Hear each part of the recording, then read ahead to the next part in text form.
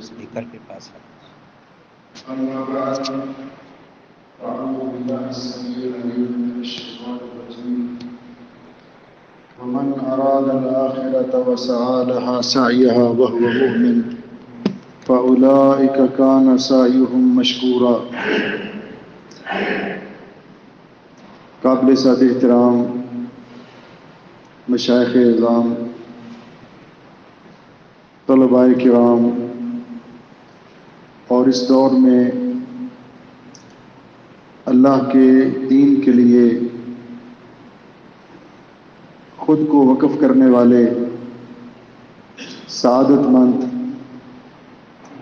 علماء کرام، السلام علیکم ورحمۃ اللہ وبرکاتہ.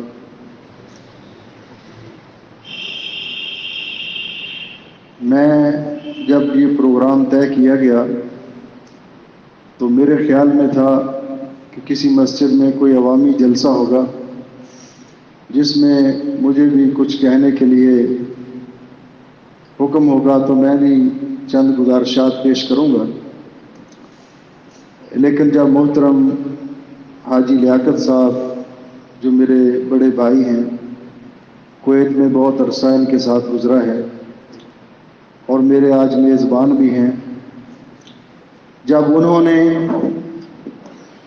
اس طرف کو رخ کیا اور میں نے اس عظیم الشان ادارے کو دیکھا تو جو موضوع تھا وہ بدل گیا، جو کچھ آتا تھا وہ بھی بھولنے کے قریب ہو گیا کہ یہ تو علماء کا ادارہ ہے، یہ تو دین کا عظیم الشان ادارہ ہے. جس طرح امام ابن ابی شیبہ نے کہا تھا جب بغداد میں آئے تھے تو ان کو کچھ کہنے کے لیے کہا گیا تو انہوں نے یہ کہتے ہوئے معذرت کی کہ حاذہ بغداد تزل بہا قدم بعد ثبوتها، کہ یہ بغداد ہے، یہاں بات کرنا آسان نہیں، جہاں شیوخ الحدیث موجود ہوں، علامہ حضرات موجود ہوں، آپ جیسے طلباء موجود ہوں، تو وہاں بات کرنا اتنا آسان تو نہیں ہے.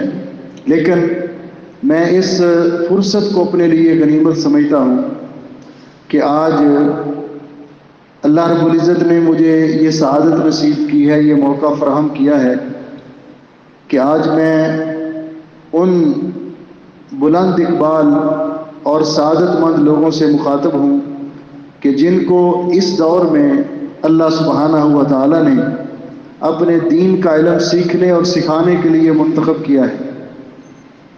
دین کی نشر و اشاعت کے لیے اللہ رب العزت نے آپ کا انتخاب کیا ہے. تو آپ کی زیارت کر کے مجھے روحانی طور پر مسرت محسوس ہو رہی ہے، خوشی محسوس ہو رہی ہے. اللہ سبحانہ و تعالیٰ اپنے فضل و رحمت سے اس دین کے ساتھ ہماری نسبت اس کو مزید مستحکم کرے اور ہمیں جس مشن کے لیے اللہ رب العزت نے منتخب کیا ہے اللہ سبحانہ و تعالیٰ ہمیں اس پر استقامت بخشے اور اس مشن کو تا حیات نبھانے اور ادا کرنے کی اللہ تعالیٰ ہمیں توفیق بخشے. تو موضوع چونکہ بدل گیا، وہ عوامی نہیں رہا، تو میں چند گزارشات آپ کی خدمت میں پیش کرنا چاہوں گا. اپنا سبق سنانا چاہتا ہوں اپنے مشائخ کرام کی موجودگی میں، اپنے لیے بھی نصیحت ہے اور شاید آپ بھائیوں کے بھی کوئی بات میری کام آ جائے، سمجھ آ جائے تو آپ عمل کریں اور میرے لیے بھی اور آپ کے لیے بھی نجات کا ذریعہ بن جائے. تو سب سے پہلے تو میں یہ گزارش کرنا چاہوں گا کہ میں بھی اور آپ بھی اپنی قدر پہچانیں کہ اللہ رب العزت نے ہمیں کس قدر مقام اور مرتبے اور عظمت سے نوازا ہے. اس کا اندازہ اس بات سے لگایا جا سکتا ہے کہ اللہ سبحانہ و تعالیٰ نے قرآن کریم میں فرمایا ثم اورثنا الکتاب الذین اصطفینا من عبادنا، پھر ہم نے اپنی کتاب کے وارث ان لوگوں کو بنایا جن کو ہم نے اپنے بندوں میں سے منتخب کر لیا، چن لیا. اس دور میں آپ اللہ کی کتاب کے وارث ہیں. علوم نبوت کے میراث نبوی کے امین ہیں، آپ انبیاء کے وارث ہیں۔ اللہ رب العزت نے آپ کو اس عظیم الشان مشن کے لیے، کام کے لیے منتخب کیا ہے، اور یہ بڑی سعادت کی بات ہے۔ دوسری بات، حضرت معاویہ رضی اللہ تعالیٰ عنہ روایت کرتے ہیں کہ رسول اکرم صلی اللہ علیہ وسلم نے فرمایا، من یرد اللہ بہ خیرا یفقہہ فی الدین، اللہ تعالیٰ جس کے ساتھ بھلائی کا ارادہ فرماتے ہیں اس کو اللہ تعالیٰ دین کی سمجھ، فہم، فراست اور سمجھ بوجھ عطا کرتے ہیں، دین کے علم سے نوازتے ہیں۔ اس حدیث پاک کی شرح میں بعض علماء نے لکھا ہے کہ جو آدمی دین سیکھتا نہیں، اس کے دل میں دین کو سیکھنے کا جذبہ نہیں، وہ دین کو سیکھنے کے لیے کوشش نہیں کرتا، گویا کہ لم یرد اللہ بہ خیرا، اللہ نے اس کے ساتھ بھلائی کا ارادہ نہیں فرمایا۔ تو آپ اللہ تعالیٰ کا انتخاب بھی ہیں، اور اللہ رب العزت نے آپ کے اور ہم پر خصوصی فضل و کرم کیا ہے کہ ہمیں دین کا علم سیکھنے کا موقع فراہم کیا ہے۔ اس لیے سب سے پہلے ہمیں اپنی قدر پہچاننی چاہیے، ہمیں کسی سے اپنے آپ کو کمتر اور حقیر نہیں سمجھنا چاہیے۔ آپ ذرا وہ حدیث پاک جو طویل حدیث ہے حضرت ابو درداء رضی اللہ تعالیٰ عنہ کی، اس پہ ذرا غور کریں کہ دنیا میں روئے زمین پر کون سا ایسا طالب علم ہے کہ جس کے پاؤں کے نیچے اللہ کے نورانی فرشتے اپنے پر بچھاتے ہیں؟ وہ کون سا ایسا طالب علم ہے کہ جس کے لیے کائنات کی ہر چیز، حتیٰ کہ سمندر کے اندر مچھلیاں اور اپنی بلوں کے اندر چیونٹیاں بھی اس کے لیے دعائیں خیر کرتی ہیں؟ وہ کون ہے؟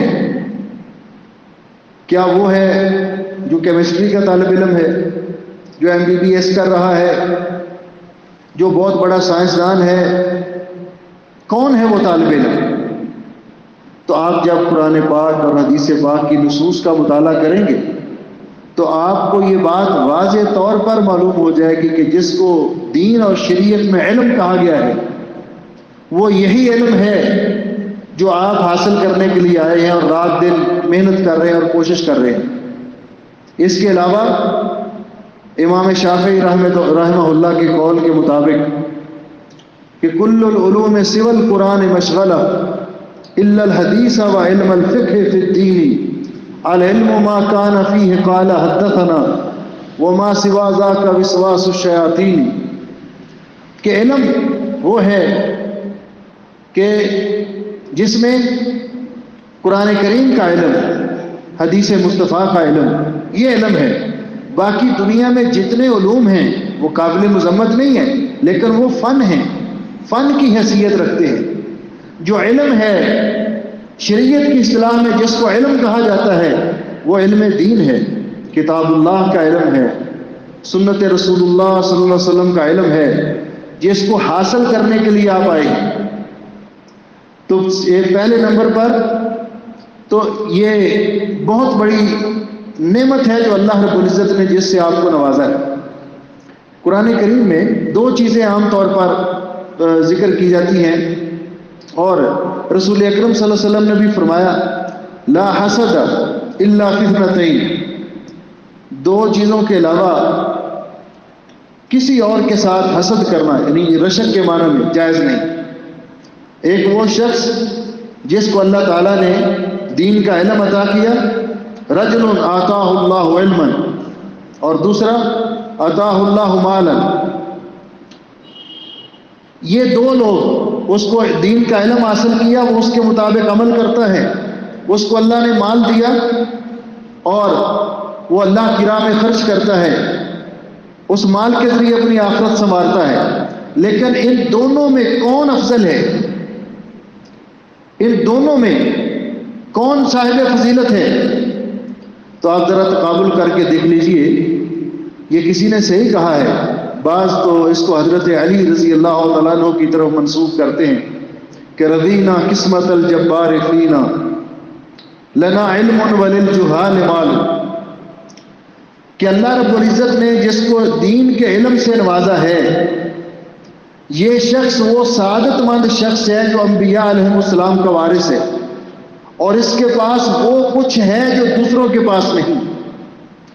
دولت مند شخص بھی جس کے پاس دولت ہے، علم اور دولت میں، مال میں کیا فرق ہے کہ علم خرچ کرنے سے بڑھتا ہے، علم خرچ کرنے سے بڑھتا ہے اور مال خرچ کرنے سے کم ہوتا ہے۔ علم صاحب علم کی حفاظت کرتا ہے، جبکہ صاحب مال کو اپنے مال کی حفاظت کرنا پڑتی ہے۔ علم وہ نور ہے جس کے ذریعے مال کمایا جا سکتا ہے، لیکن مال کے ذریعے مال کمانا یہ بہت مشکل ہے۔ ہوتا تو ہے لیکن اس کے مقابلے میں بہت مشکل ہے۔ اور پھر علم وہ دولت ہے جس کی فضیلت کے لیے یہی کافی ہے کہ ہر شخص اپنے آپ کو عالم کہلوانا تو پسند کرتا ہے، خواہ اس کے پاس علم ہو یا نہ ہو، وہ اپنے آپ کو عالم کہلوانا پسند کرے گا۔ ایک دن بھی اسکول نہیں گیا لیکن پین یہاں جیب کے ساتھ لٹکا کے رکھے گا، اخبار پڑھنا نہیں جانتا پھر بھی مجمع میں اخبار اٹھا کر بیٹھا ہوگا کہ کوئی یہ نہ سمجھے کہ اس کو یہ جاہل ہے، لیکن جاہل کہلوانا جاہل بھی پسند نہیں کرتا، جاہل کہلوانا جاہل بھی پسند نہیں کرتا۔ تو یہ علم کی فضیلت ہے جس کے لیے اللہ رب العزت نے آپ لوگوں کو منتخب کیا ہے۔ تو جب اللہ رب العزت نے ہم پر اتنا بڑا انعام کیا ہے، اتنا بڑا احسان کیا ہے، اور علم یہ ہر انسان کی بنیادی ضرورت ہے، ہر انسان کی، خواہ وہ عالم ہے، غیر عالم ہے، وہ تاجر ہے، ہر مسلمان کی بنیادی ضرورت ہے علم دین۔ اسی لیے امام بخاری رحمۃ اللہ علیہ نے جو باب قائم کیا ہے نا، باب العلم قبل القول والعمل، کوئی بات زبان سے نکالنے سے پہلے، کوئی عمل کرنے سے پہلے اس کے بارے میں سیکھنا لازمی ہے۔ اس کے بعد اب جس آدمی کو کلمہ نہیں آتا، وہ خود بھی نہیں پڑھ سکتا، دوسرے کو کیا پڑھائے گا؟ پہلے اس کو سیکھنا پڑے گا۔ اور یہ حرص جو ہے علم کو سیکھنے کی، کبھی ہم صحابہ اکرام رضوان اللہ علیہم اجمعین کی سیرت طیبہ کا جائزہ لیں تو کس قدر وہ اس میں حریص تھے۔ یہ واقعہ آپ نے پڑھا ہے، مشائخ بھی جانتے ہیں کہ ایک دن حضرت عبداللہ ابن عمر رضی اللہ تعالیٰ عنہما مسجد نبوی شریف میں تشریف فرما تھے۔ کسی نے ان سے یہ روایت بیان کی کہ حضرت ابو ہریرہ رضی اللہ تعالیٰ عنہ یہ بیان فرماتے ہیں کہ جو شخص کسی مسلمان کی نماز جنازہ میں شریک ہوتا ہے، رسول اکرم صلی اللہ علیہ وسلم نے فرمایا کہ اگر وہ نماز جنازہ ادا کرنے کے بعد فوراً واپس آ جاتا ہے، دفن تک وہاں نہیں رہتا، تو اس کو 1 قرات ثواب ملتا ہے۔ اور جو نماز جنازہ بھی ادا کرتا ہے، پھر دفن تک وہاں رہتا ہے، دفن کرنے سے جب فارغ ہوتے ہیں پھر واپس آتا ہے، تو اس کو 2 قرات ثواب ملتا ہے، اور 1 قرات احد پہاڑ کے برابر۔ حضرت عبداللہ ابن عمر رضی اللہ تعالیٰ عنہ کو یہ 2 قرات والا مسئلہ معلوم نہیں تھا۔ وہ نماز جنازہ میں شرکت ضرور کرتے، کیونکہ نماز جنازہ میں شرکت کرنا ایک فوت شدہ مسلمان کا زندہ مسلمانوں پر حق ہے، لیکن اس کے لیے بھی شریعت نے کنڈیشن رکھی ہے ثواب حاصل کرنے کے لیے۔ من اتبع جنازۃ مسلم ایمانا و احتسابا۔ جب حضرت عبداللہ ابن عمر رضی اللہ تعالیٰ عنہ کو پتہ چلا کہ حضرت ابو ہریرہ رضی اللہ تعالیٰ عنہ یہ حدیث بیان کرتے ہیں 2 قرات والی، تو انہوں نے اپنے ایک شاگرد کو اما عائشہ رضی اللہ تعالیٰ عنہ کی خدمت میں بھیجا، ذرا تصدیق کر کے آؤ کہ واقعتاً رسول اکرم صلی اللہ علیہ وسلم نے ایسے فرمایا تھا۔ جب اما جان رضی اللہ تعالیٰ عنہ سے پوچھا گیا تو انہوں نے کہا جی بالکل فرمایا تھا۔ تو حضرت عبداللہ ابن عمر رضی اللہ تعالیٰ عنہ کے ہاتھ میں کنکریاں تھیں، زور سے زمین پہ پھینکی اور فرمایا لقد فرطنا فی قراریط کثیرا، ہم نے کتنی قراتیں ضائع کر دی نہ معلوم ہونے کی وجہ سے۔ معلومات نہ ہونے کی وجہ سے. اس لیے کہ جس کے پاس معلومات نہیں ہے وہ عمل کیسے کرے گا؟ تو سب سے پہلے یہ انسان کی بنیادی ضرورت ہے علم. اس بات کا احساس ہونا چاہیے کہ دین کا علم، رسول اکرم صلی اللہ علیہ وسلم نے جو فرمایا نا، طلب العلم فریضۃ علی کل مسلم، کہ علم حاصل کرنا، دین کا علم حاصل کرنا ہر مسلمان مرد اور عورت پر فرض ہے، جو اسلام دین کی مبادیات کا علم ہے. تو جب یہ بات ہمیں معلوم ہو گئی کہ علم جس کی فضیلت بیان کی گئی وہ دین کا علم ہے، جو کتاب و سنت پر مبنی ہے، کتاب و سنت پر مشتمل ہے، اور پھر یہ دین کا علم یہ ہر شخص کی بنیادی ضرورت ہے، ہر مسلمان کی. تو اس کے بعد ہمیں یہ بات اس پہ غور کرنا چاہیے تیسرے پوائنٹ پر کہ ہم یہ دین کا علم کس سے سیکھیں. ہر بندے نے اپنا بورڈ لگایا ہوا ہے، ٹائٹل لگایا ہوا ہے، ہمارے پاس بڑا اچھی تعلیم دی جاتی ہے، ہمارے پاس بڑا علم کا اہتمام کیا جاتا ہے، تربیت کی جاتی ہے، لیکن ہم یہ دین کا علم کس سے سیکھیں؟ تو حضرت امام ابن سیرین رحمۃ اللہ علیہ کا مشہور قول ہے، ان ھذا العلم دین فانظروا عمن تاخذون دینکم. یہ جو علم ہے نا آپ حاصل کر رہے ہیں، یہ دین ہے، یہ معمولی چیز نہیں. سب سے پہلے دیکھیے کہ آپ کس سے علم حاصل کر رہے ہیں. کیا اس کا اپنا عقیدہ صحیح ہے؟ اس کا اپنا عمل درست ہے؟ وہ کتاب و سنت پر چلنے والا ہے؟ اس کو علم کے اندر رسوخ ہے؟ ہم کس سے علم حاصل کر رہے ہیں اور کس مدرسہ سے علم حاصل کر رہے ہیں، کس جامعہ سے علم حاصل کر رہے ہیں، ان کا منہج کیا ہے، ان کا سلیبس کیسا ہے، ان کا نصاب تعلیم کیا ہے، وہ کیا پڑھاتے ہیں. اس بات پر بھی ہمیں غور کرنا چاہیے. اور جب ہم نے اس بات پر بھی غور کر لیا تو یقیناً آپ یہ ساری چھان پھٹک کر کے تحقیق کر کے اس ادارے میں آئے کہ الحمدللہ اس ادارے میں کتاب و سنت کی تعلیم دی جاتی ہے، عقائد صحیحہ کی تعلیم دی جاتی ہے، اس ادارے میں تربیت کی جاتی ہے، اس ادارے میں بدعات اور خرافات سے اجتناب کیا جاتا ہے، خالص وہ علم لوگوں کو دیا جاتا ہے جو اللہ رب العزت نے وحی الہی کے ذریعے رسول اکرم صلی اللہ علیہ وسلم پر نازل کیا. تو یہ بات بھی ہر طالب علم کے ذہن میں رہنی چاہیے.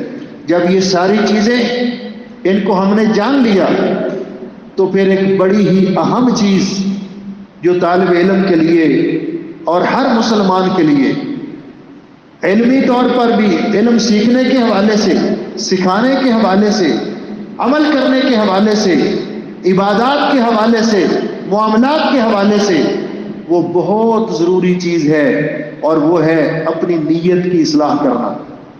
اپنی نیت کی اصلاح کرنا. حضرت سفیان ثوری رحمۃ اللہ علیہ اور بعض نے حضرت حسن بصری رحمۃ اللہ علیہ کی طرف اس قول کو منسوب کیا ہے. کہتے ہیں ما عالجت شیئا اشد علی من نیتی، کہ نیت کا قبلہ درست کرنے سے زیادہ مشکل مجھے اور کوئی چیز معلوم نہیں ہوتی. اگر نیت درست ہو تو آدمی بعض اوقات وہ کام نہ بھی کر پائے تو اللہ اس کو اجر دیتا ہے، اور اگر نیت خراب ہو تو آدمی وہ کام نہ بھی کر پائے تو وہ گناہ میں شریک ہو جاتا ہے.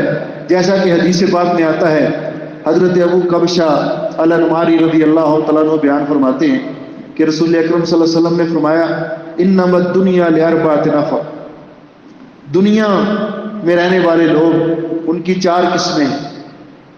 4 قسم کے لوگوں کے لیے دنیا ہے. ان میں سے پہلا نمبر پر جو شخص جس کا ذکر کیا، فرمایا عبد رزقہ اللہ مالا وعلما. پہلا شخص وہ جس کو اللہ تعالیٰ نے دین کا علم بھی دیا ہے، دنیا کا مال بھی دیا ہے، دنیا کی دولت بھی دی ہے. اور چونکہ اس کے پاس دین کا علم ہے لہذا وہ اپنے مال کے بارے میں فَهُوَ يَتَّقِي فِيهِ رَبَّهُ، اپنے مال کے بارے میں اللہ سے ڈرتا رہتا ہے، حلال طریقے سے مال کماتا ہے، حلال جگہ پہ خرچ کرتا ہے، اس کو پتہ ہے کہ قیامت کے دن میرے رب نے مجھ سے حساب لینا ہے کہ مال کمایا کیسے تھا اور خرچ کہاں کیا تھا۔ یہ مشہور حدیث آپ نے سنی ہے کہ حضرت عبداللہ ابن مسعود رضی اللہ تعالیٰ عنہ بیان فرماتے ہیں، اور بعد حضرت عبداللہ ابن عمر رضی اللہ تعالیٰ عنہ کے حوالے سے بعض روایات میں کہ لا تزول قدم ابن آدم، قیامت کے دن جب لوگ قبروں سے اٹھائے جائیں گے تو کوئی آدمی اس وقت تک اپنی جگہ سے پاؤں نہیں ہلا سکے گا حتیٰ یسأل عن اربع، ایک روایت میں، اور ایک میں عن خمس، حتیٰ کہ وہ 5 سوالوں کا جواب نہ دے لے۔ پہلا سوال، یہ سوال بھی بڑا اہم ہے، عن عمرہ فیما افنا، اپنی عمر کا حساب دیجیے۔ یہ اللہ نے جو ہمیں فرصت دی ہے نا، یہ وقت دیا ہے، یہ وقت ہر شخص کے پاس، دنیا میں رہنے والا ہر شخص اس کے پاس سب سے قیمتی متاع ہے، اور طالب علم کے لیے اس کی اہمیت اور بڑھ جاتی ہے۔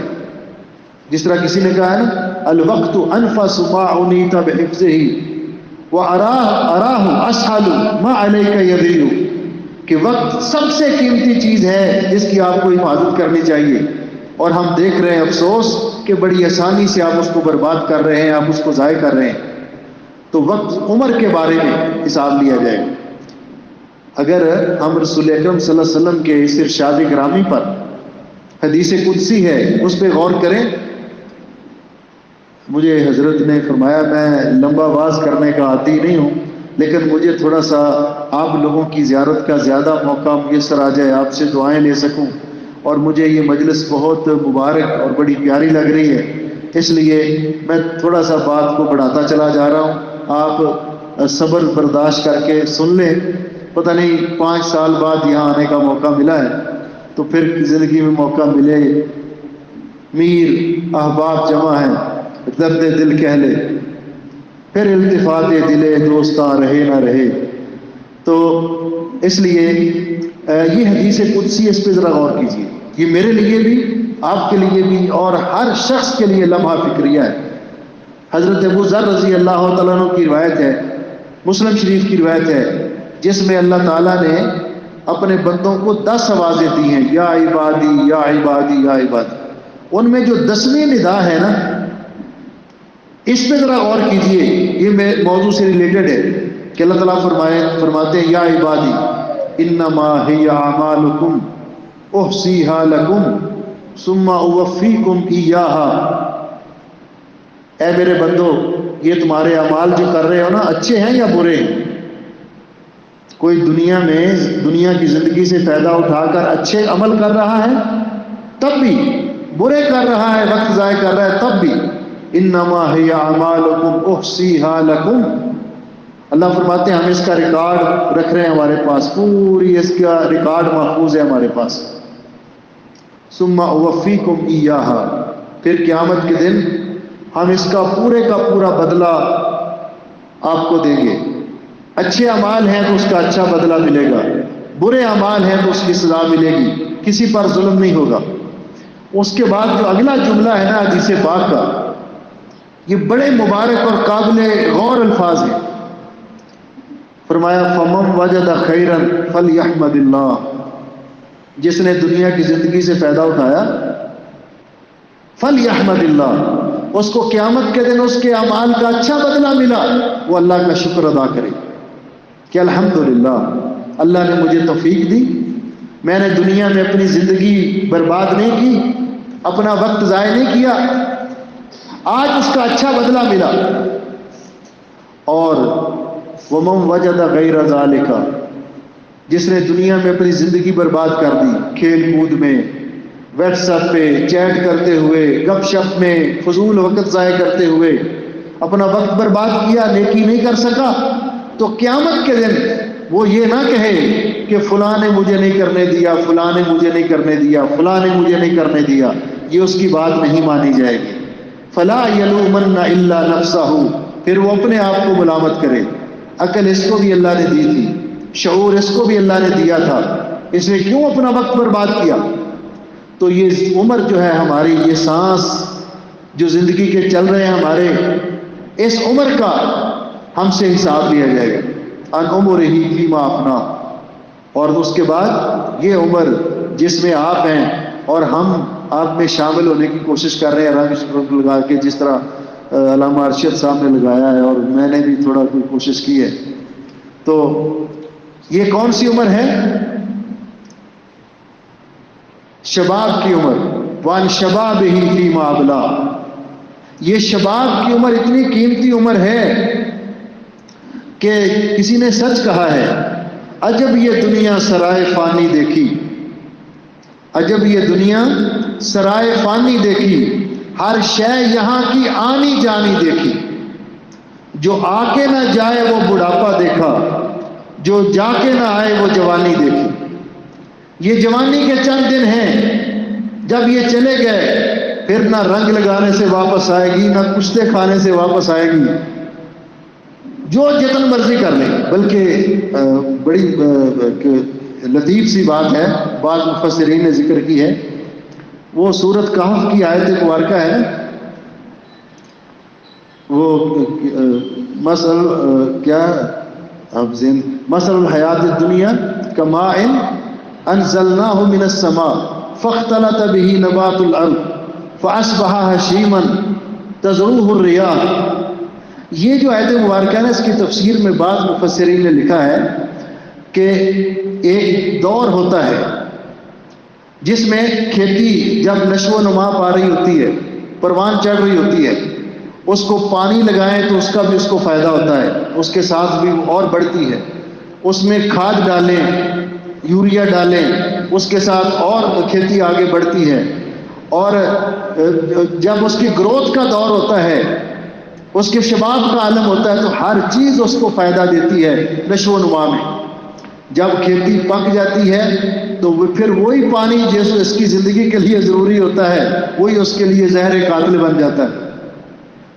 تو اس کے تحت وہ لکھتے ہیں کہ جوانی میں طاقتور غذا کھائیں، بادام کھائیں، کشتے کھائیں تو انسان جوان ہوتا ہے، اس کو قوت بڑھتی ہے، لیکن بڑھاپے میں وہی بعض اوقات اس کی موت کا سبب بن جاتے، وہی کشتے کھا کر بیچارہ ہضم نہیں کر پاتا.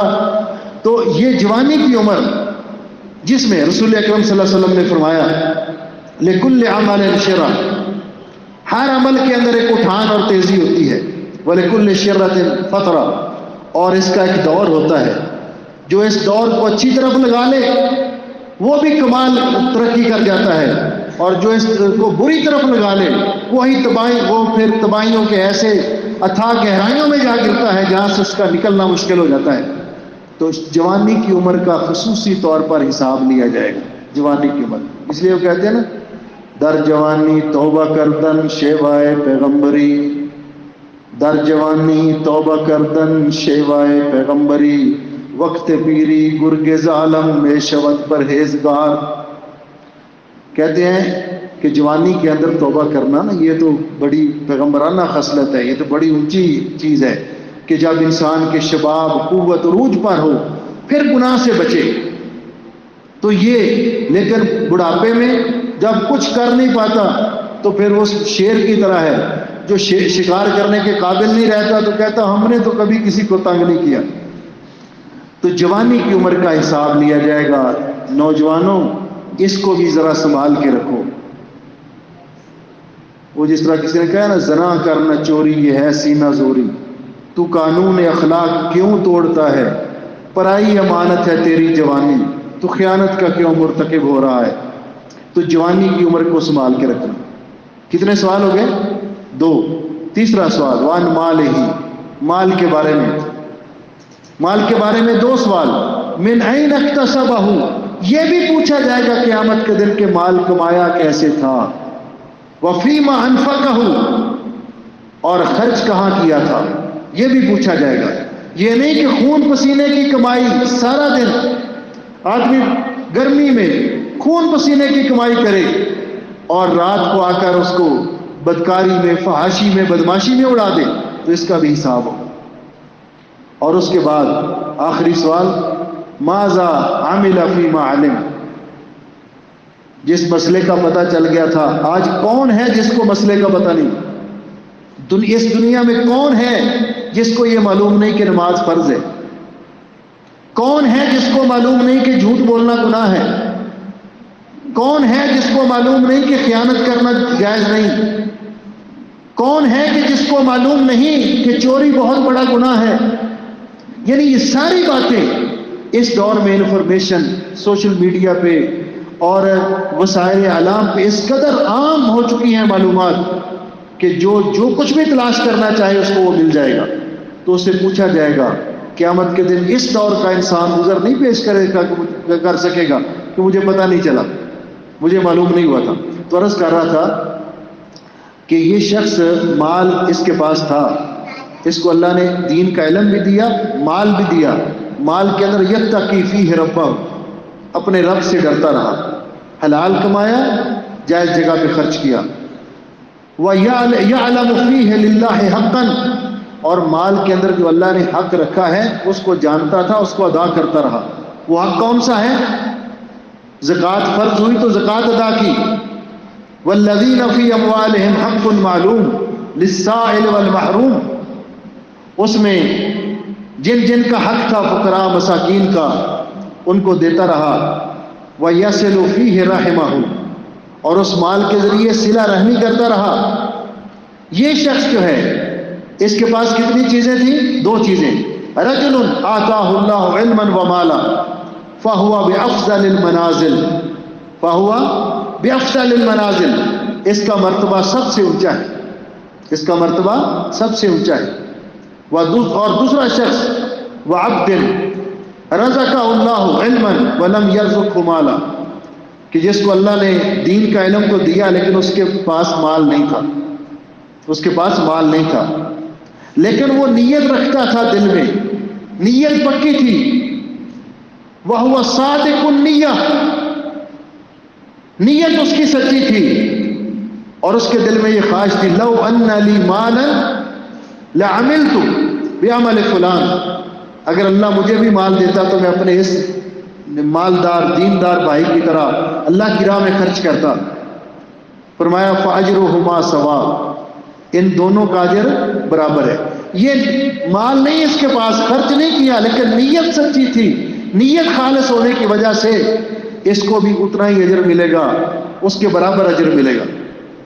اور اگر نیت میں فساد ہو تو پھر تیسرے نمبر میں وعبد رزقہ اللہ مالا ولم یرزقہ علما، تیسرا شخص کون؟ جس کو اللہ نے مال تو بہت دیا لیکن علم نہیں دیا، اس کے بعد دین کا علم نہیں تھا. فَهُوَ يَخْبِطُ فِي مَالِهِ، اپنے مال میں ادھر ادھر کی مارتا پھرتا ہے.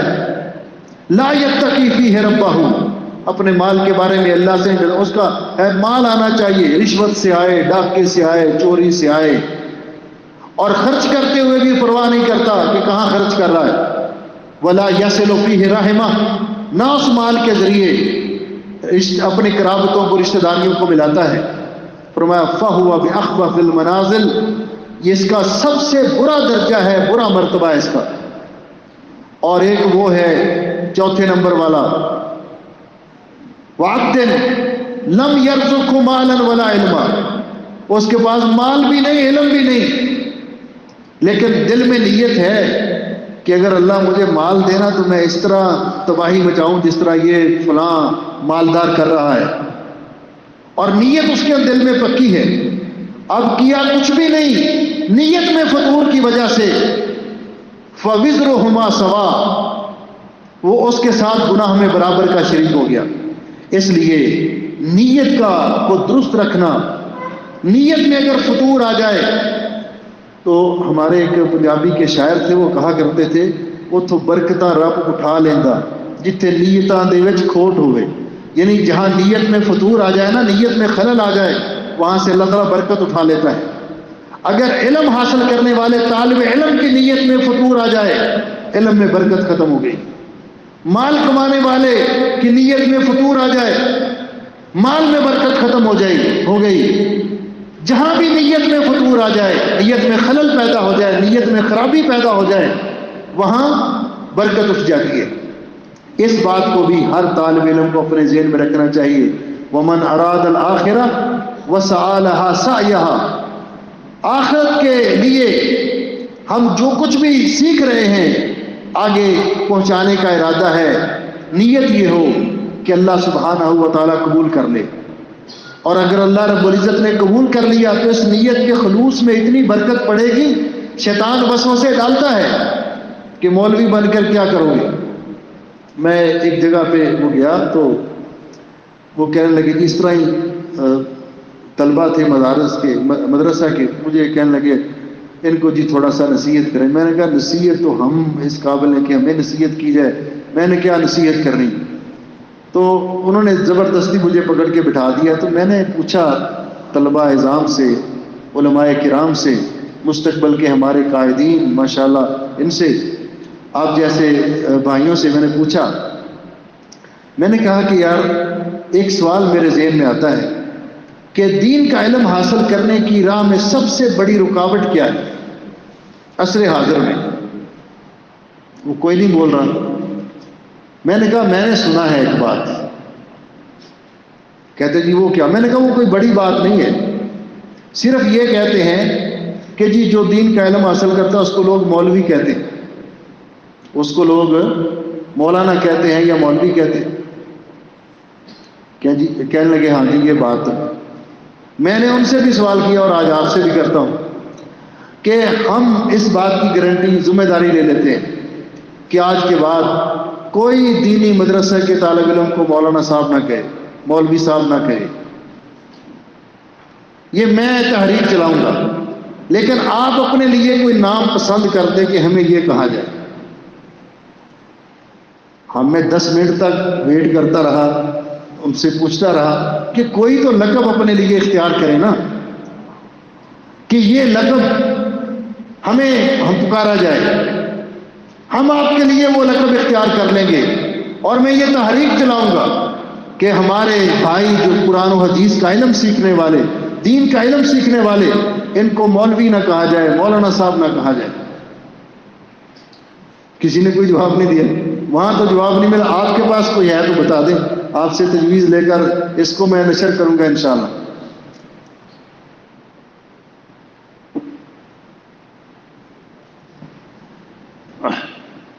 الحمدللہ۔ تو یہاں بھی کسی کے پاس نہیں ہے تو پھر سمجھ لیجئے کہ یہ بہت بڑا اعزاز ہے، یہ بہت بڑا اعزاز ہے۔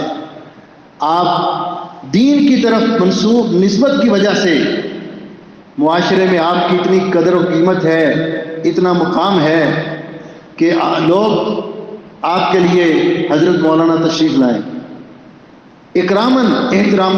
وہ کوئی آوارہ لوگ گلیوں میں گھومنے والے، وہ تو اپنے ماں باپ کی عزت نہیں کرتے، وہ اگر آپ کی نہیں کرتے تو کوئی بات نہیں، لیکن معاشرے کا ہر سمجھدار طبقہ آپ کو عزت کی نگاہ سے دیکھتا ہے، آپ کو ایک سعادت مند شخص، دیندار اور شریف شہری کی نظر سے دیکھتا ہے۔ اور یہ بات ان سعادت بزور بازو نیست، بلکہ یہ سعادت اللہ رب العزت نے آپ کو عطا کی ہے۔ جس طرح کہ حضرت عمر رضی اللہ تعالیٰ عنہ روایت کرتے ہیں کہ رسول اکرم صلی اللہ علیہ وسلم نے فرمایا ان اللہ یرفع بہذا الکتاب اقواما ویضع بہ آخرین۔ ایسے ہی نا حدیث کہ وہ معزز تھے زمانے میں مسلمان ہو کر، اور ہم کیا ہوئے وہ آپ کو بتائیے اس دور میں۔ تو اس لیے یہ اللہ رب العزت کی طرف سے اعزاز ہے۔ تو جب اللہ رب العزت نے یہ اعزاز بخشا ہے تو میرے محترم علماء کرام، میرے عزیز بھائیوں، مستقبل میں ہمارے قائدین، اور اس دور میں آپ اتنے اہم لوگ ہیں، سچی بات ہے، جو مسجد کے ساتھ اور مدرسہ کے ساتھ اٹیچ ہیں، کہ دنیا میں الحاد کی جتنی تحریکیں ہیں، دنیا میں اسلام کے خلاف جتنی سازشیں ہو رہی ہیں، ان کی راہ میں اگر رکاوٹ ہیں، کوئی بہت بڑا بند اور سد اس سیل کے سامنے حائل ہیں، تو وہ آپ لوگ ہیں۔ اللہ تعالیٰ نے آپ کو یہ مقام دیا ہے، ابھی تک دنیا کے اندر لوگ آپ کی بات سننے کے لیے تیار ہیں اور سننے والے موجود ہیں۔ وہ اتنا پروپیگنڈا کرتے سوشل میڈیا پہ، ہر وسائل اعلام وہ جھونک دیتے اسلام کے خلاف پروپیگنڈا میں۔ آپ کا ایک خطیب خطبہ جمعہ کے آدھے گھنٹے میں ذہن صاف کر دیتا ہے۔ آپ کا ایک درس دینے والا بھائی وہ کہیں بھی کھڑا ہو کر کسی مدرسے میں، کسی جلسے میں دین کے بارے میں بات کرتا ہے، ان کی ساری کوششوں پر پانی پھیر دیتا ہے۔ تو آپ سمجھیے کہ اللہ رب العزت نے آپ کو کتنا مقام دیا ہے، اور اللہ تعالیٰ آپ سے اپنے دین کا کام لے رہا ہے، آپ اتنے سعادت مند لوگ ہیں۔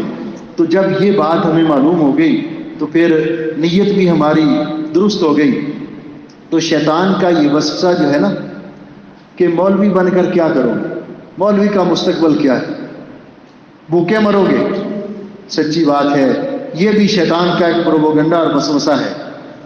اس دور میں لوگوں کو مساجد کے لیے ائمہ کی تلاش ہے، قرآن پاک سنانے کے لیے رمضان میں حافظ قرآن کی تلاش ہے، لوگوں کو صحیح دین سکھانے والے علماء کی تلاش ہے، مدرسین کی تلاش ہے، جبکہ اس کے مقابلے میں ادھر ایم اے کی ڈگریز لے کر بڑی بڑی لمبی چوڑی ڈگریاں اپنے بغل میں دبا کر لوگ بیچارے مارے پھر رہے ہیں، کہیں ان کو جاب مل جائے، کہیں ان کو کام مل جائے۔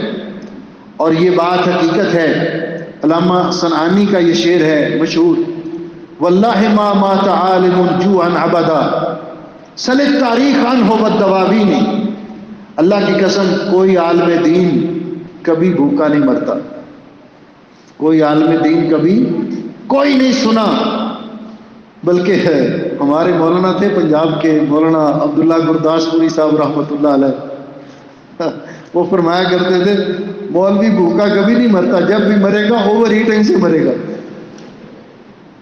جب بھی مرتا ہے۔ تو اس بات کی فکر نہ کریں، آپ نے اللہ کے لیے یہ راستہ اختیار کیا ہے، رزق ہمارا اس کی ذمہ داری اللہ نے لی ہے۔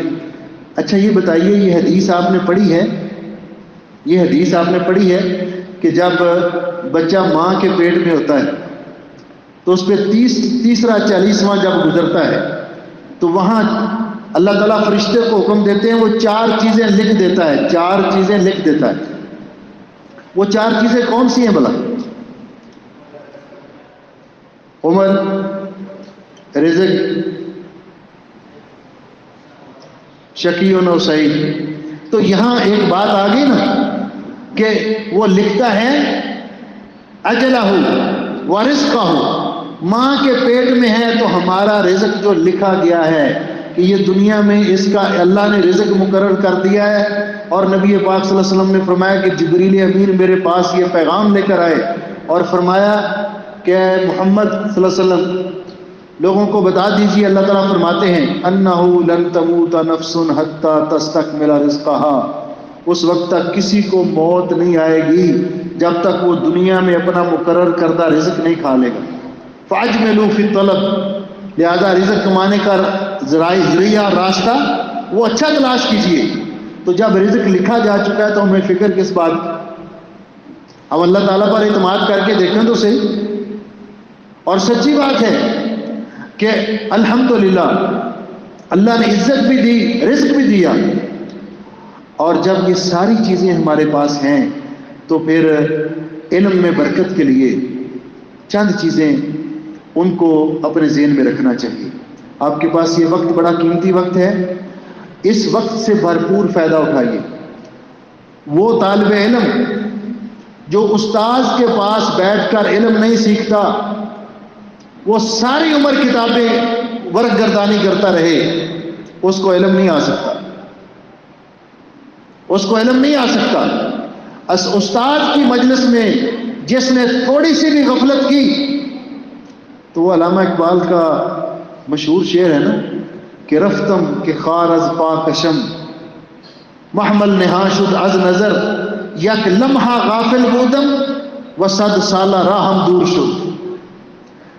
استاد پڑھا رہا ہے، آپ تھوڑی سی توجہ ادھر ادھر کریں، اپنے موبائل کو دیکھنے لگ جائیں، وہ عبارت گزر گئی، وہ مقام گزر گیا، آپ نے توجہ نہیں دی، بعد میں آپ کو سمجھ نہیں آئے گا۔ بعد میں جب آپ پڑھانے لگیں گے تو پھر صورتحال ایسی ہوگی کہ الامان والحدیث۔ تو یہ بات استاذ کے پاس بیٹھ کر علم سیکھیں، اس کے لیے 2 باتیں بڑی اہم ہیں۔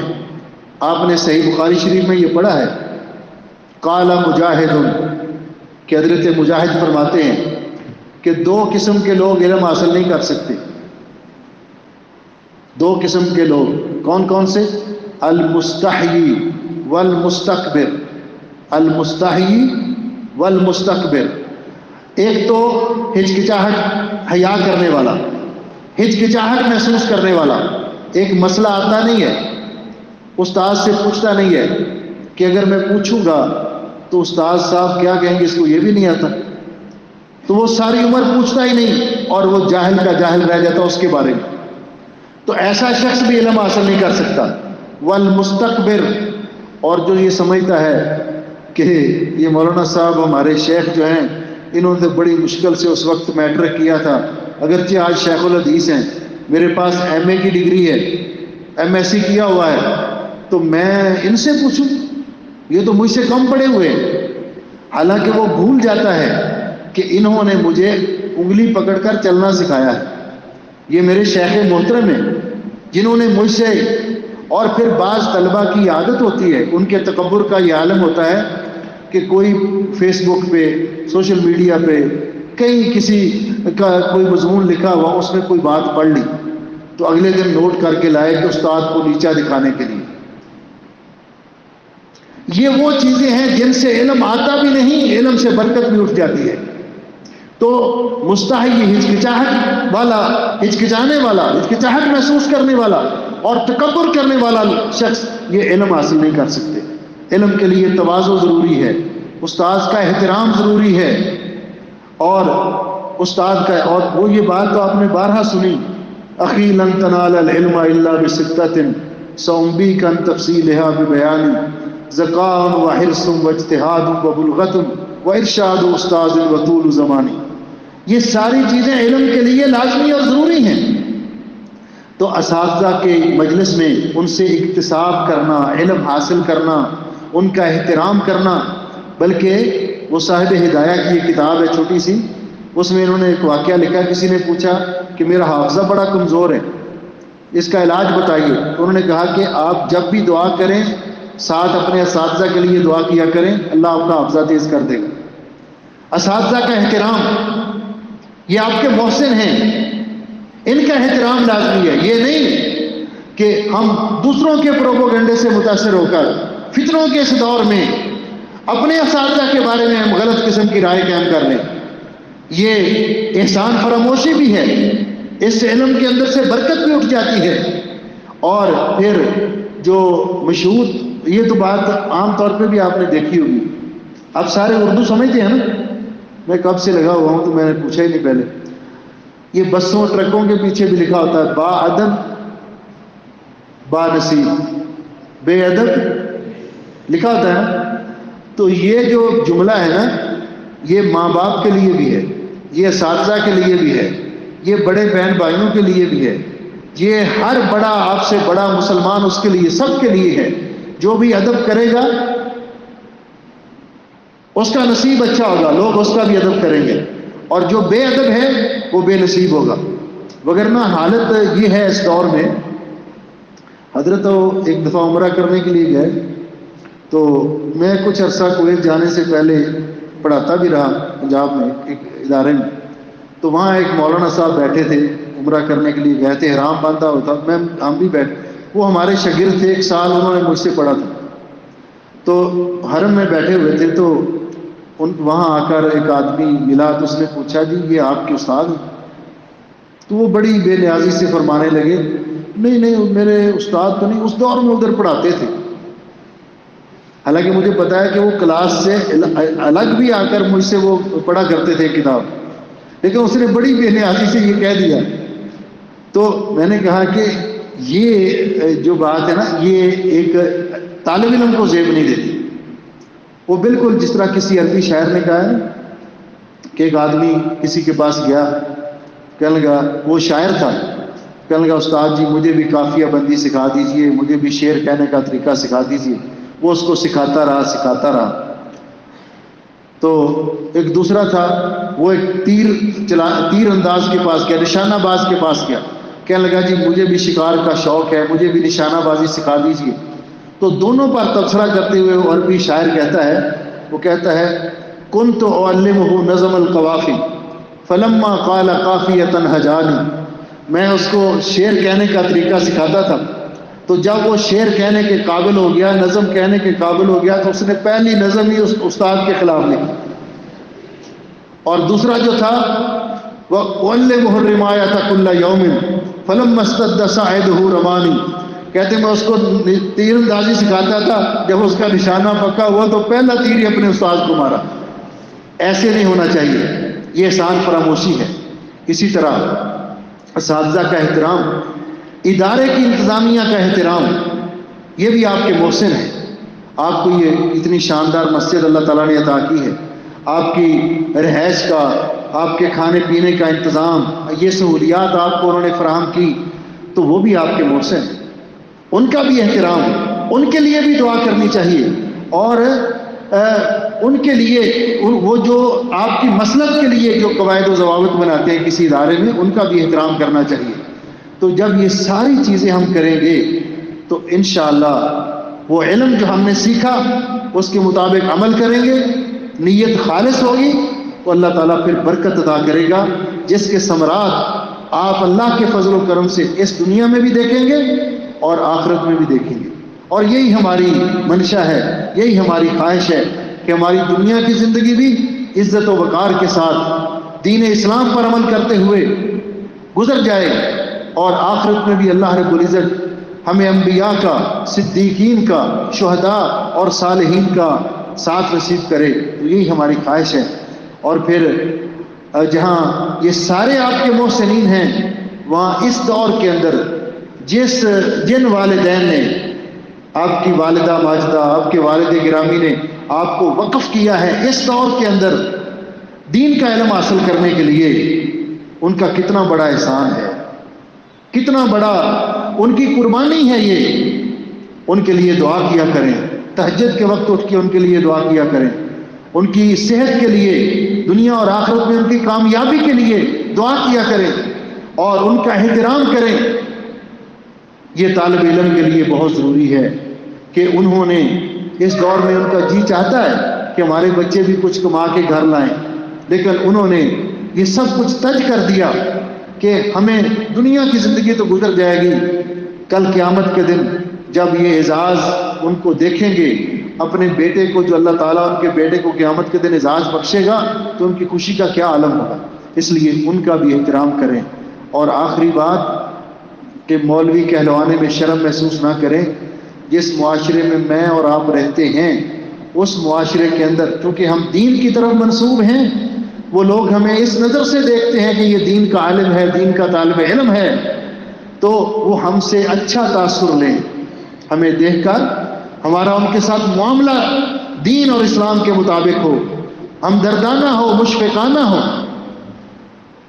معاشرے کی اصلاح کرنا یہ ہماری ذمہ داری ہے، اور یہ وہ ذمہ داری ہے کہ جس سے ہم کبھی بھی عہدہ برا نہیں ہو سکتے، اور کبھی بھی اس سے ہمیں چھٹی نہیں مل سکتی. کیونکہ تیرے مکتب کا دستور نرالا دیکھا.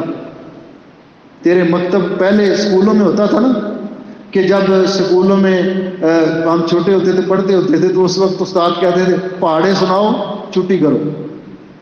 تو جو پہاڑے سنا دیتا تھا وہ چھٹی کر لیتا تھا. تو جس نے سبق یاد کر لیا وہ چھٹی کر لے. لیکن یہ جو ہم جس لائن میں پڑھے ہیں نا، اگر اس میں مقام بہت اونچا ہے، اس کے فضائل بہت ہیں، تو ساتھ بات یہ بھی ہے کہ تیرے مکتب کا دستور نرالا دیکھا، اس کو چھٹی نہ ملی جس نے سبق یاد کیا. آپ نے دین کا علم اب حاصل کرنے لگ گئے، جتنا سیکھا ہے حکم ہے بلغوا عنی ولو آیا. اس لیے جب کل ہم ادارے سے فارغ ہوں، اس کے بعد ہمیں شہادت ملے، اللہ کرے یہ کامیابی کا سرٹیفکیٹ آپ کو ملے، یہاں بھی آپ کے لیے باعث عزت ہو، اور قیامت کے دن بھی دائیں ہاتھ میں نامہ اعمال ملے اسی طرح، اور ہماری کامیابی اور کامرانی کی علامت ہو، تو پھر تو یہ بات بڑی سعادت کی بات ہے. وگرنہ ہمارے جس ادارے میں پڑھاتا تھا مولانا عبدالقادر ندوی رحمۃ اللہ علیہ، امام کاظم جامعہ تعلیم الاسلام کے محتمم تھے، تو وہ فرمایا کرتے تھے کہ جو طالب علم 8 سال لگانے کے بعد وہ علم میں رسوخ حاصل نہیں کر سکا، اس سے کوئی مسئلہ پوچھا جائے تو وہ بھی اس کو معلوم نہیں، کوئی عربی عبارت نہیں پڑھ سکتا، تو اس کو جو سند ملتی ہے نا، یہ شہادت الزور ہوتی ہے۔ فرماتے ہیں اگر وہ سند لیتا ہے تو یہ جو شہادہ ہے نا، یہ شہادت الزور ہے۔ اور بات بھی صحیح ہے کہ ایک بچہ، چھوٹا بچہ، اس کو آپ کسی مکینک کے پاس 6 ماہ کے لیے بٹھا دیں تو وہ زبردست مکینک بن جاتا ہے۔ کسی درزی کے پاس بٹھا دیں، وہ 2 سال میں 3 سال میں بڑا اچھا وہ درزی بن جاتا ہے، خیاط بن جاتا ہے، کامیاب۔ تو کیا وجہ ہے کہ 6 7 8 سال لگانے کے بعد ایک طالب علم دین کے علم میں رسوخ حاصل نہ کر سکے؟ تو یہ کوتاہی ہے نا، اپنا بھی وقت ضائع کیا، ادارے کے وسائل ضائع کیے، اساتذہ کا بھی وقت ضائع کیا، اور محنت توجہ نہیں دی اس طرف۔ اس لیے کہ العلم لا یعطیک بعضہ حتی تعطیہ کلک، علم کو جب آپ بعض اپنا نہیں دیں گے تو علم جو ہے، علم کا ٹوٹل اپنے آپ کو علم کے حوالے نہیں کر دیں گے تو علم آپ کو اس وقت تک اپنا بعض نہیں دے گا، اپنا کچھ حصہ نہیں دے گا۔ اس لیے اگر یہی بات ہے تو پھر جو 8 سال لگانے کے بعد، 7 سال 6 سال لگانے کے بعد بھی ایسے ہی نکلا کہ اس کو پتہ ہی نہیں مسائل کا، اور نہ وہ عربی عبارت پڑھ سکتا ہے نہ وہ لکھ سکتا ہے، تو پھر یہ بات، یہ شخص سارے وسائل استعمال کرنے کے باوجود لوگوں کا وقت ضائع کرنے کے بعد اتنی خطرناک شخصیت بن گیا کہ جس کے بارے میں یہ ضرب المثل بن گئی کہ نیم حکیم خطرہ ہے، نیم حکیم خطرہ ہے جان، اور نیم ملا خطرہ ہے ایمان۔ لوگوں کے ایمان کے لیے خطرہ بن گیا۔ اللہ تعالیٰ سے دعا کیجئے کہ اللہ سبحانہ و تعالیٰ مجھے بھی اور آپ کو بھی اپنے دین کا صحیح علم عطا فرمائے، اور اپنی رضا کے لیے اپنے دین کا علم حاصل کرنے کی توفیق بخشے، اس پر استقامت بخشے، اور اس امانت کو آگے پہنچانے کی اللہ توفیق بخشے، اپنے فضل و رحمت سے قبول کر لے اور ہماری دنیا اور آخرت میں کامیابی کا ذریعہ بنائے۔ بہت خوشی ہوئی آپ کو مل کر، آپ کا یہ ادارہ، میں جب پہلے آیا تھا تو یہ ابھی پہلی منزل اس وقت بن رہی تھی، آج اللہ تعالیٰ نے اتنا شاندار ادارہ آپ کو دے دیا۔ اللہ تعالیٰ اس کو دن دگنی اور رات چوگنی ترقی عطا فرمائے، اساتذہ کو بھی اور آپ کو بھی اور انتظامیہ کو بھی اللہ رب العزت دنیا اور آخرت میں سعادتوں سے اور کامرانیوں سے نوازے، اور آپ دین کے لیے ایک قائد، لیڈر اور ایک عالم دین کی حیثیت سے، اور اس وقت جو وسائل ہیں، میں گزارش کروں گا کہ آپ یہ درسی کتابوں کے ساتھ ساتھ جو کچھ دنیا میں ہو رہا ہے اسلام کے خلاف، اس پر بھی نظر رکھیں، اور اس کے توڑ کے لیے کتاب و سنت کی روشنی میں اپنے اساتذہ کی رہنمائی میں وہ اپنے کوشش کریں۔ یہ مل کر جب ہم کریں گے تو انشاءاللہ دین اسلام پر کوئی آنچ نہیں آئے گی۔ اللہ اس کی حفاظت کرنے والا ہے۔ اللہ ہم سب کا حامی و ناصر ہو۔ السلام علیکم ورحمۃ اللہ وبرکاتہ۔ سبحان اللہ۔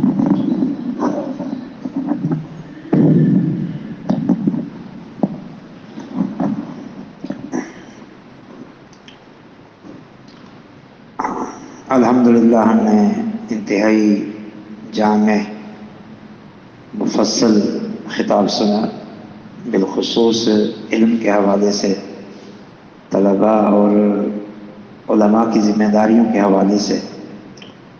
بڑا ہی ایک جامع خطاب تھا، اور مغز نکات بلکہ علمی لطائف سے بھرپور، اور میں سمجھتا ہوں کہ کافی عرصے بعد طلب علم اور طلباء کے حوالے سے ایک مفصل اور جامع خطاب ہمیں سننے کو ملا ہے۔ میں تمام طلباء کو یہ نصیحت کروں گا کہ ان باتوں پر اچھی طرح توجہ دیں، غور کریں، انہیں نوٹ کریں، اور پھر اپنا محاسبہ کریں کہ آپ کہاں کھڑے ہیں۔ یہ قیمتی نصیحتیں جو آپ نے سنی، آپ کس مقام پر آج بھی سنبھل جائیں، اپنی اصلاح کریں، ان مبارک خطوط پر اپنے اس علمی سفر کو جاری رکھیں، تو انشاءاللہ تعالی خاطر خواہ فائدہ ہوگا، اور جو اچھے نتائج ہیں وہ سامنے آئیں گے۔ میں ایک مرتبہ پھر محترم شیخ عبدالخالق مدنی صاحب کا شکر گزار ہوں، اور آج کا ایک تفصیلی خطاب سن کر میں ان سے یہ گزارش کروں گا کہ ہم جب بھی کراچی تشریف لائیں ہمارے اس ادارے کو یہ شرف بخشیں اور ہمارے ان طلباء کو اس طرح قیمتی نصیحتیں فرمائیں۔ آپ تمام حضرات کا بھی شکریہ ادا جو انہوں نے وقت دیا اور بیٹھے رہے۔ اللہ تعالیٰ آپ سب کو بھی جزائے خیر دے۔ یہ خطاب اگرچہ بنیادی طور پر طلباء کے لیے تھا، لیکن میں سمجھتا ہوں کہ تمام حاضرین اور ہمارے جو جماعتی احباب ہیں ان کے لیے ضمناً بڑے قیمتی علمی نکات اور نصیحتیں پوشیدہ تھیں۔ ہم سب کے لیے ایک بھرپور نصیحت کا پروگرام تھا۔ ہم اللہ کے بھی شکر گزار ہیں جس نے ہمیں یہ پاکیزہ مجلس منعقد کرنے کی توفیق دی، ہمیں ایک بہترین نصیحتیں سننے کا موقع ملا۔ دعا گو ہیں اللہ تعالی ہم سب کو عمل کی توفیق عطا فرمائے۔ ہم نے نماز کے فوراً بعد درس شروع کر دیا تھا تاکہ سب دل جمی سے بیٹھے رہیں، لیکن اب آپ اور میری ذمہ داری ہے کہ جو نماز کے بعد کی سنتے ہیں وہ اس درس کی وجہ سے ضائع نہیں ہونے چاہیے۔ یہ ایک بڑی کوتاہی دیکھنے میں ملتی ہے کہ درس اس لیے شروع کیا جاتا ہے نماز کے بعد کہ سب لوگ بیٹھے ہوئے ہیں اور فوراً بڑے اچھے ماحول میں درس شروع ہو جائے، لیکن درس ہوتا ہے عمل کے بارے میں، نصیحت ہوتی ہے عمل کے بارے میں، اور فوری جو نتیجہ آتا ہے وہ یہ ہوتا ہے کہ ہم سنتے چھوڑ کے چلے جاتے ہیں۔ تو اس قسم کی کوتاہی کا ارتکاب ہمیں چاہیے کہ ہم نہ کیا کریں، بلکہ جو پہلا اور فوری یعنی نتیجہ ہونا چاہیے وہ یہ ہے کہ ہم سب یعنی پوری پابندی کے ساتھ پوری نماز کے جو بقیہ معاملات ان کو ادا کریں۔ تو طلباء سے بھی گزارش ہے اور حاضرین سے بھی کہ وہ سنتوں کی ادائیگی اور وتروں کی ادائیگی کا پورا اہتمام کریں۔ ہاں کسی کی عادت ہے تہجد کے وقت ادا کرنا، گھروں میں جا کے پڑھنا، وہ ایک الگ بات ہے، لیکن درس کی وجہ سے اس سنت سے اپنے آپ کو محروم نہ کریں۔ جزاکم اللہ خیر، بارک اللہ فیکم۔